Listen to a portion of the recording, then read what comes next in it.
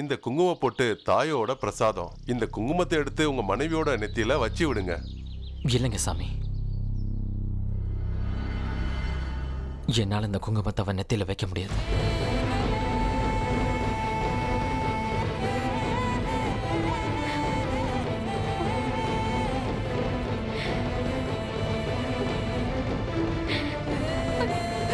கௌசல்யா,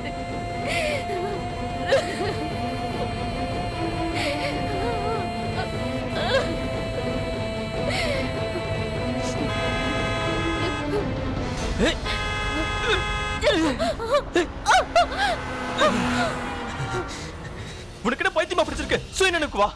இப்படிதான் பார்க்காம ரோட்ல நடப்பாங்களா? ஏதாவது ஆயிருந்துச்சுன்னா அது சரி. இப்ப நீ எதுக்கு கோயிலை விட்டு வெளியே வந்த?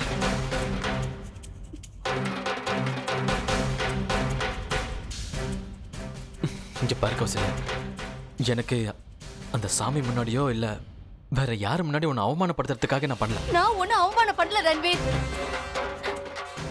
எனக்கு கஷ்டமா இருந்துச்சு. எனக்கு மனசு வலிக்குது.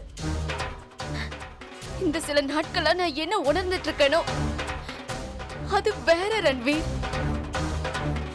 நான் உன்கிட்ட சொல்லணும் விரும்புறேன். ஆனா நீ புரிஞ்சுக்கிறதுக்கு கொஞ்சம் முயற்சி பண்ணு ரன்வீர். நான் எனக்கு தெரியும்.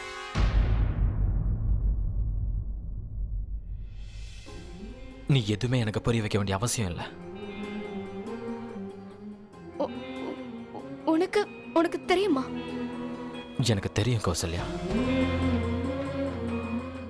உனக்கு கஷ்டமா இருக்க. நீ என் கூட அம்மன் கோயிலுக்கு வர விரும்பல. வேற வழியே இல்லாம என் கூட கிளம்பி வந்துட்ட. எனக்கு தெரியும், அம்மா சொன்னதுனால மட்டும்தான் நீ என் கூட கிளம்பி வந்திருக்கான. நான் பார்த்த கௌசல்யா, எப்படி நீ வர வழி முழுக்க சமாளிக்க முயற்சி பண்ண கௌசல்யா. ஆனா கௌசல்யா, நான் எதையுமே மறக்கல. உன்னுடைய கனவு இது இல்லைன்றத நான் மறக்கல. நான் எதையுமே மறக்கல கௌசல்யா. நீ என்னோட இந்த உறவுல அடைஞ்சிருக்க விரும்பலன்னு.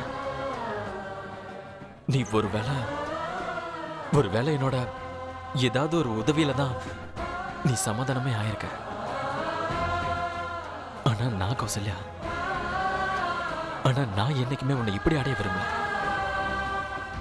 எனக்கு தெரியும் கௌசல்யா, நம்ம ரெண்டு பேரோட வாழ்க்கை வெவ்வேறான. அந்த வழி என்னைக்குமே ஒண்ணாக முடியாது. ஆனா உண்மை என்னன்னு தெரியுமா? நான் இந்த உண்மையை ஏத்துக்கிட்டு என்னோட வழியில நான் தனியா போக ஆரம்பிச்சிட்டேன். நான் என்ன பண்ணேனோ அது உதவியெல்லாம் இல்ல கௌசல்யா. நம்ம ஆளுங்க மேல காட்டுற அக்கறை அன்புக்காக. அது ஒன்றும் கடன் இல்ல, நீ தீக்கிறதுக்காக. நான் உனக்கு வாக்கு கொடுத்திருக்கேன் கௌசல்யா. நான் உன் ஆசையை நிறைவேற்றுவேன். நீ கண்ட அந்த கனவை நான் நிறைவேற்றி வைப்பேன். நான் உனக்கு சந்தோஷத்தை கொடுப்பேன் கௌசல்யா.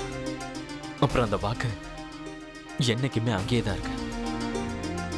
நீ உன் வாழ்க்கையை உன் இஷ்டத்துக்கு நீ வாழலாம். எங்க விரும்புறியோ அங்க போகலாம்.